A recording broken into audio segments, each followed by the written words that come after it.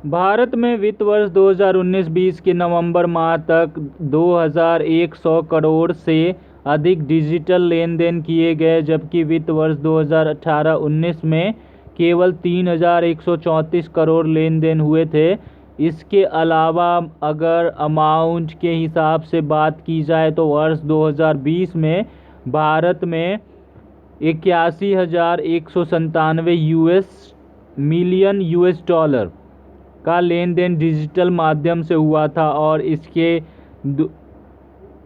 इसके 2023 तक 1,34,588 million US dollar पहुंचने की उम्मीद की जाती है। इस प्रकार स्पष्ट है कि भारत में डिजिटल लेन देन की संख्या लगभग 18.3% सालाना की दर से बढ़ रही है।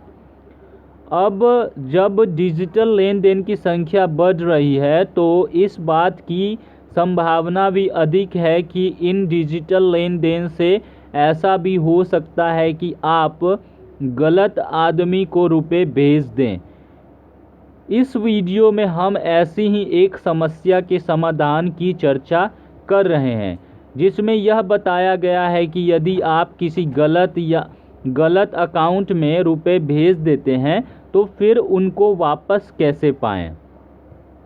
आज के समय में हम digital wallet, Bhim app, UPI, Google पे और अन्य सेवाओं के माध्यम से आसानी से रुपयों का लेन देन कर रहे हैं, लेकिन गलत अकाउंट में रुपए जाने का मामला NEFT RTGS के केस में नहीं आता है, क्योंकि इन दोनों माध्यमों से पैसा भेजने के लिए पहले उस व्यक्ति का अकाउंट अपने इंटरनेट बैंकिंग के अकाउंट में जोड़ना पड़ता है। आपका पैसा तभी ट्रांसफ़र होगा जब वो अकाउंट जिसमें आप रुपए भेजना चाहते हैं वह मौजूद होगा। अगर गलत खाते में रुपए चले जाएं तो कैसे वापस पाएं? How do I get back wrongly transferred money? देखिए, रुपए भेजते समय यदि आप गलत अकाउंट नंबर टाइप कर देते हैं और रुपए भेज देते हैं तो इस केस में दो परिस्थितियां हो सकती हैं। हो सकता है कि वो अकाउंट किसी के भी नाम आवंटित न हो, वो अकाउंट किसी के नाम आवंटित हो। देखो, ये पहला केस हो सकता है कि वो अकाउंट किसी के भी नाम आवंटित न हो, और दूसरा हो सकता है कि वो अकाउंट किसी के नाम आवंटित हो। यदि अकाउंट किसी के भी नाम आवंटित नहीं है तो आपको परेशान होने की ज़रूरत नहीं है, क्योंकि आपका रुपए तुरंत कट तो जाएगा, लेकिन जब कोई अकाउंट मौजूद ही नहीं है तो वो रुपए कुछ घंटों बाद आपके अकाउंट में वापस आ जाएगा। ठीक है, अब बात करते हैं दूसरी दशा की। मान लो आपने जिस अकाउंट में आपने गलती से रुपए भेज दिया है और वो उस बैंक में मौजूद है, तो आपके लिए समस्या हो जाएगी, क्योंकि वो भेजा गया रुपया गलत अकाउंट में क्रेडिट हो जाएगा। इसका उपाय इस प्रकार है। देखिए, पहली बात, बैंक के ब्रांच मैनेजर और कस्टमर केयर से संपर्क करें।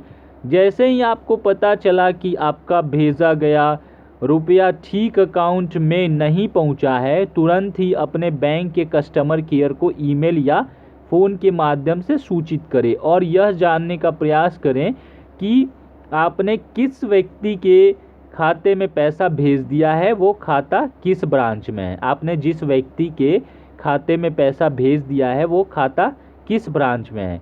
यदि आपने पैसा किसी और बैंक या शाखा में अनजान व्यक्ति के बैंक अकाउंट में भेज दिया है तो सिर्फ वही बैंक इस समस्या को सुलझा सकता है। यदि संभव हो तो तुरंत ही अपनी बैंक के मैनेजर से व्यक्तिगत तौर पर मिले, पूरी डिटेल उन्हें बताएं, फिर मैनेजर अपने स्तर से कार्रवाई करके आपका पैसा वापस मांगने के लिए उस बैंक से संपर्क करेंगे जिसमें आपने पैसा गलती से भेज दिया है। आपको अपने बैंक को रुपया भेजने का समय, दिन, तारीख, अपना अकाउंट नंबर और रुपये पाने वाले का अकाउंट नंबर बताना चाहिए।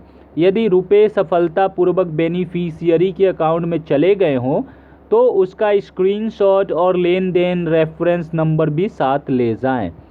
दूसरा, रुपए पाने वाले व्यक्ति की बैंक में शिकायत। आप तुरंत उस ब्रांच में शिकायत करें जहां अनजाने में रुपए प्राप्त करने वाले व्यक्ति का अकाउंट है। संबंधित बैंक का मैनेजर उस व्यक्ति को इस बात की जानकारी देगा और तभी रुपए निकाले जा सकते हैं जब खाता धारक इसकी अनुमति देगा। कानूनी कार्रवाई। यदि गलती से रुपए प्राप्त करने वाला व्यक्ति आपकी शिकायत के बावजूद रुपए देने के तैयार नहीं होता है तो आपके पास उसके खिलाफ कानूनी कार्रवाई करने का भी अधिकार है। इस प्रकार इस वीडियो के माध्यम से यह बात स्पष्ट है कि किसी के अकाउंट में गलती से रुपए भेजने के बाद उससे रुपए वापस लेना एक लंबी प्रक्रिया का हिस्सा है। इसलिए डिजिटल लेन देन करते समय बहुत सावधानी बरतने की ज़रूरत है और आप बरते भी, क्योंकि एक बार जब गलती से किसी और के खाते में अगर आप पैसे जमा कर देते हैं तो ये बहुत ही पेचीदा मामला हो जाता है और उस व्यक्ति से पैसे लेना बहुत ही टेढ़ा साबित हो सकता है। तो thank you for watching this video. Please subscribe the channel, like and share the video with your family and friends. जय हिंद, जय भारत, वंदे मातरम।